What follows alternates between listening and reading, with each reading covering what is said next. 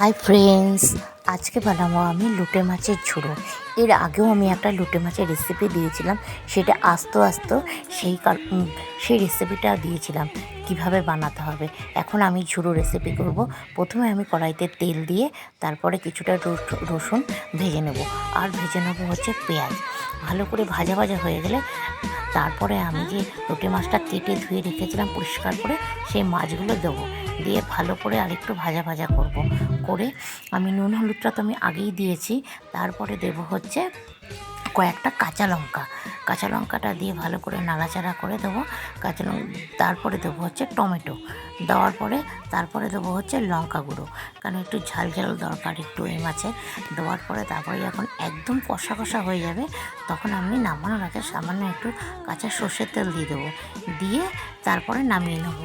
এই রেসিপিটা, এই লোটে মাছের ঝোড়োটা গরম ভাতের সাথে খুব দারুণ লাগবে খেতে।